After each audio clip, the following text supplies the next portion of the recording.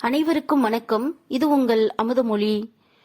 புதுமைப்பித்தன் அவர்கள் எழுதிய ஒரு நாள் கழிந்தது எனும் சிறுகதைத்தான் கேட்க போறோம். வாங்க கதைக்குள்ள போகலாம். கமலம், அந்த கூஜாவிலே தண்ணீர் எடுத்தா?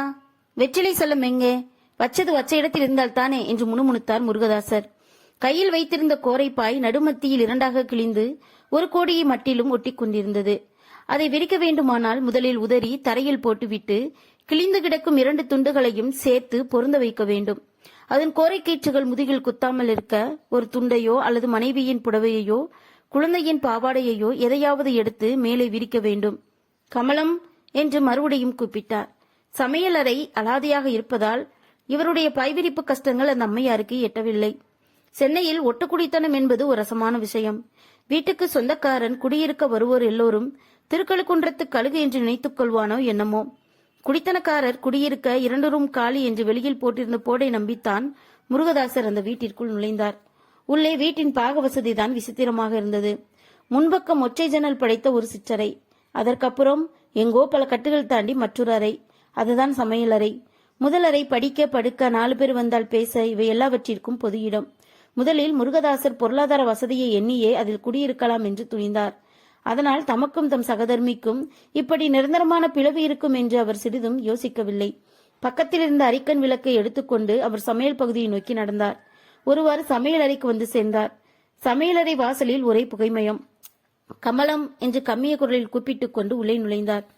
உள்ளே புகைத்தறைக்கு அப்பால் இருந்து, வீடோ லட்சணமோ, விறகைத்தான் பார்த்து பார்த்து வாங்கி கொண்டு வந்தேலே, உங்களுக்குன்னு தண்ணியில முக்கி கொடுத்தானா? எரியவே மாட்டதில்லை. இங்க என்ன இப்போ? விறகு வாங்கின சீரை பார்த்து மகிழ வந்துட்டியலாக்கும் என்று வசை வரவேற்பு நடந்தது. தீப்பெட்டி இப்படி எடு, அதுக்காகத்தான் வந்தேன் என்று நடைப்பக்கமாக பின்னோக்கி நடந்தார். இங்கே குச்சியும் இல்லை கிச்சியும் இல்லை. அலமுவை தீப்பெட்டி வாங்க அனுப்பிச்சேன். மண்ணெண்ணெய் விளக்க நீங்க தான் தொடச்சு கொள்ளணும் என்றாள் கமலம். குழந்தையை அந்தியிலே வெளியில் அனுப்பிச்சிய, நான் வந்த பிறகு வாங்கி கொள்ளப்படாதா என்று அதட்டினார் முருகதாசர். ஆமாம், சொல்ல மறந்தே போயிட்டதே. செட்டியார் வந்து விட்டு போனார். நாளை விடியனே வருவாராம் என்றாள். முருகதாசர் இந்த விஷயத்தை எதிர்பார்க்கவில்லை. வந்தா வெறுங்கையை வீசிக்கிட்டு போக வேண்டியதான், வர்றதுக்கு நேரங்காலம் இல்ல என்று முணுமுணுத்துக் கொண்டே வெளியேற முயற்சித்தார். அங்க எங்க போயிட்டீங்க? உங்களை தானே, கொஞ்சம் நல்லெண்ணெய் வாங்கிக்கிட்டு வாருங்களேன் என்றாள். என்கிட்ட இப்ப துட்டும் இல்ல காசும் இல்ல என்று திரும்பி நின்று பதிலளித்தார் முருகதாசர். அதுவும் அப்படியா? இன்னா இந்த மிளகா வெட்டியில 3 துட்டு இருக்கு, அதை எடுத்துட்டு போங்கோ. வந்ததுக்கு ஒரு வேலையா? அங்க ஒரு பாடு எழுதி தொலைக்கணும். இங்க உனக்கு இப்பதான் என்ன புண்ணாக்கு? பகலெல்லாம் என்ன செய்துகிட்டு இருந்த? இருட்டுன புறவா என்ன வாங்குறது? எல்லாம் நாளைக்கு பாத்துக்கலாம். சோம்பல் வந்தா சாத்திரம் வரும், எல்லாம் வரும். ஏன் அன்னைக்கு போய் வாங்கிட்டு வரலையா? எல்லாம் உங்களுக்கு தான். இப்பதான் அப்பளக்காரன் வந்து கொடுத்துட்டு போனா. பிரியமா சாப்பிடவே இல்லை என்று சொன்னேன். பின்ன அந்த சின்ன குரங்க என்ன இன்னும் காணல? போனாதான். நீங்க தான் சித்த பாருங்களேன். இம்மாதிரி மண்ணெண்ணெய் நெருக்கடி ஏற்படாத காலங்களில் சமையல் அறைக்குத்தான் முதலில் வெளிச்சம். ஆனால் எண்ணெய் நெருக்கடி காலங்களில் அந்த அறையின் சன்னல் எதிர்ப்பக்கம் நிற்கும் மின்சார விளக்கு கம்பத்திலிருந்து கொஞ்சம் வெளிச்சத்தை பிச்சை வாங்கும். முருகதாசர் வானத்தை இழக்கும் கதைகளை கட்டுவதில் மிகவும் சாமர்த்தியக்காரர். சாகாவரம் பெற்ற கதைகளும் எழுதுவார். அந்த திறமையை உத்தேசித்து ஒரு விளம்பர கம்பெனி மாதம் 30 ரூபாய்க்கு வானத்தை இழக்கும் அவரது கற்பனை திறமையை குத்தகையை எடுத்துக்கொண்டது. அதனால் அவர் வீர புருஷர்களையும் அழியாத சித்திரங்களையும் எழுத்தோவியமாக தீட்டுவதை விட்டுவிட்டு சோயாபீன் முதல் மெழுகுவர்த்தி வரையிலும் வெளிநாடுகளிலிருந்து வந்து குவியும் பண்டங்களின் காவியங்களை எழுதி கொண்டிருந்தார். வீட்டு எதிரில் நிற்கும் மின்சார விளக்கின் உதவியை கொண்டும் முருகதாசால் அலமுவை கண்டுபிடிக்க இயலவில்லை. வெற்றிலை, வேலை, குழந்தை வராத காரணம் எல்லாம் அவரது மனத்தில் கவலையை உண்டாக்கியது. நடையிலிருந்து கீழே இறங்கி சந்தின் மூலை வரை சென்று பார்த்து வரலாம் என்று புறப்பட்டார். சந்தில் திரும்பி பார்த்தால் அலமுவின் ராஜ்யம் நடந்து கொண்டிருந்தது. ஏட்டி என்ன நீயோ உன் லட்சணமோ என்று ஆரம்பித்தார் முருகதாசர். ஒரு ரிக்ஷா வண்டி, ஏற்கால் பக்கத்தில் வண்டிக்காரன் உட்கார்ந்து கொண்டிருந்தான். அலமு ஒரு சுண்டலி மாதிரி ஜம்மென்று மெத்தையில் உட்கார்ந்திருந்தாள். ரிக்ஷாக்காரனுடன் ஏதோ நீண்ட சம்பாசனை நடந்து கொண்டிருந்தது. மறுபடியும் ஏட்டி என்றார் முருகதாசர். இல்லையப்பா, நீ இனிமே என்னை அலமுன்னு கூப்பிடுவினியே என்று சொல்லிக்கொண்டே வண்டியிலிருந்து இறங்க முயற்சி செய்தாள். தீப்பெட்டி அங்கடி என்றார் முருகதாசர். கடைக்காரன் கொடுக்க மாட்டேங்கிறான் அப்பா.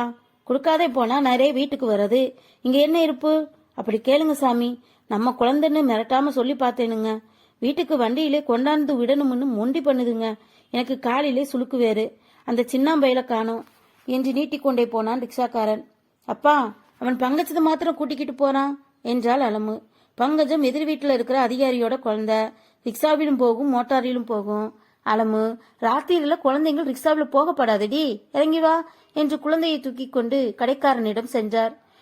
முருகதாசர் கடையை எட்டும் முன்பே, கடைக்காரன், சாமி இந்த மாதிரி இருந்தா கட்டுமா? போன மாசத்துல கடனை தீர்க்கலையே, நானும் சொல்லி சொல்லி பார்த்தாச்சு, பாக்கிய முடிச்சு கணக்கு தீர்த்திடுங்க, எனக்கு கொடுத்து கட்டாது, நான் பிழைக்க வந்தவன் என்றான்.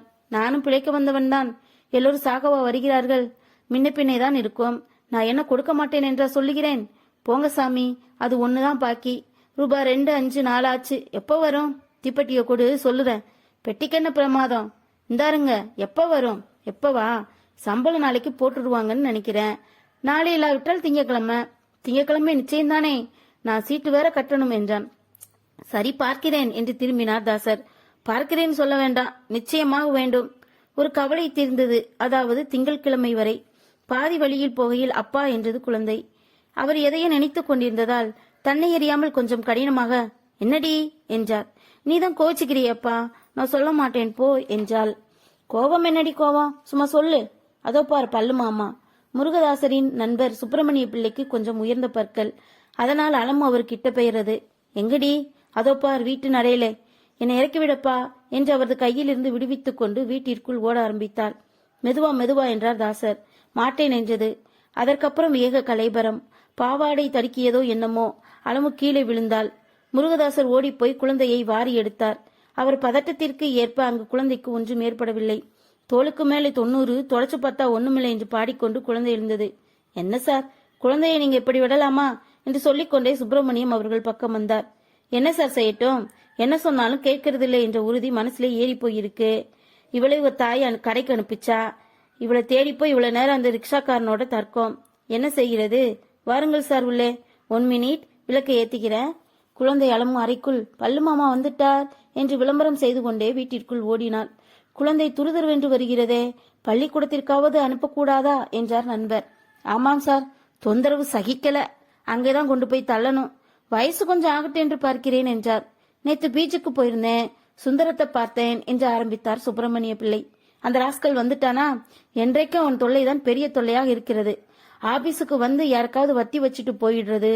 முன்னை வந்தப்போ என்ன அளவு சொன்னானோ அந்த ஆர்டிஸ்ட் பதி இருந்தானே, அவனுக்கு சீட்டு கொடுக்க வழி பண்ணிட்டான் என்று படபடவென்று பேசிக்கொண்டே போனார் முருகதாசர். அப்படி பார்த்தா உலகத்துல யார்தான் சார் நல்லவன்? உங்களை பத்தி ரொம்ப பிரமாதமா அல்லவா கண்ட இடத்துல எல்லாம் புகழ்ந்து கொண்டிருக்கிறான். சபத்தை தள்ளுங்க சார், பேன் பார்த்தாலும் பார்க்கும், காதை அறுத்தாலும் மறுக்கும். அவன் சங்காத்தமே நமக்கு வேண்டாம். நீங்க என்ன சொல்ல வாயெடுத்தீங்க? அதான் உங்களை பத்தி தான். ஒரு இங்கிலீஷ்காரனிடம் பிரமாதமா பேசிக்கொண்டிருந்தான். இவ்வளவுதானா?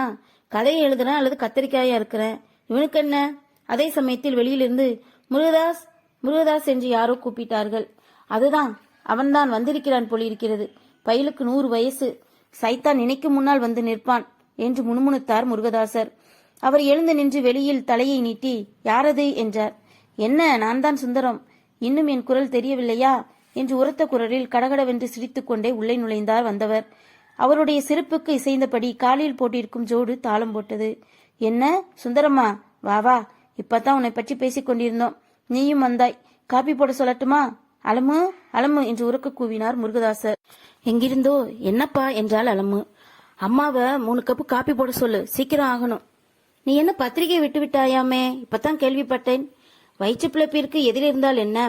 நான் பத்திரிகையை விட்டு விட்டா கதை எழுதாமல் இருந்து விடுவேனோ? ஒரு பெரிய நாவலுக்கு பிளான் போட்டு இருக்கேன்.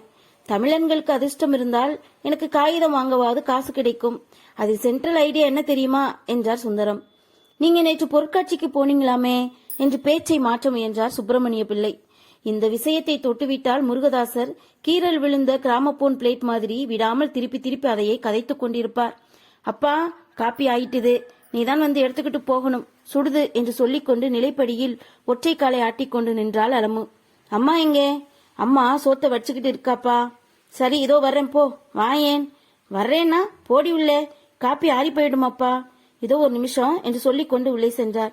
மாமா, நீ என்ன கொண்டாந்த என்று கேட்டுக்கொண்டு சுப்பிரமணிய பிள்ளை மடியில் உட்கார்ந்து கழுத்தில் இருக்கும் நெக்டையை பிடித்து விளையாட ஆரம்பித்தாள் அலமு. அதை பிடிச்சி இழுக்காதே, மாமாவுக்கு கழுத்து வலிக்கும் என்றார் சுந்தரம் பிள்ளை. வலிக்காதே என்று மறுபடியும் ஆரம்பித்தாள். முருகதாசர் மேல் துண்டின் உதவியால் ஒரு செம்பை ஏந்திய வண்ணம் உள்ளே நுழைந்தார். என்னப்பா 3 டம்ளர் கொண்டாந்த, எனக்கு இல்லையா? உனக்கு என்னடிங்க, அம்மா கூட போய் சாப்பிடு. மாட்டேன் என்று ஒரு டம்ளரை எடுத்து வைத்துக் கொண்டது குழந்தை. முருகதாசர் காப்பியை ஆற்றி சுந்தரம் கையில் ஒரு டம்ளரை கொடுத்தார். சுந்தரம் வாங்கி மடக் மடக்கென்று மருந்து குடிப்பது போல் குடித்துவிட்டு காப்பி வெகுஜோர் என்றார். மற்றொரு டம்ளரை சுப்பிரமணிய பிள்ளையிடம் கொடுத்தார். மாமா எனக்கு இல்லையா என்று அவரிடம் சென்று ஒட்டினாள் அலமு. வாடி, நாம 2 பேரும் சாப்பிடுவோம் என்றார் முருகதாசர். மாமா கூடத்தான் என்றது குழந்தை. சுப்பிரமணிய பிள்ளை கையில் இருந்த டம்ளரில் அலமுவை குடிக்கச் செய்தார்.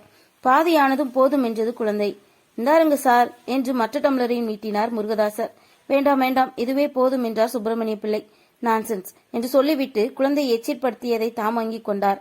நேரமாகிறது, மவுண்டில் ஒரு நண்பரை பார்க்க வேண்டும் என்று எழுந்தார் சுந்தரம்.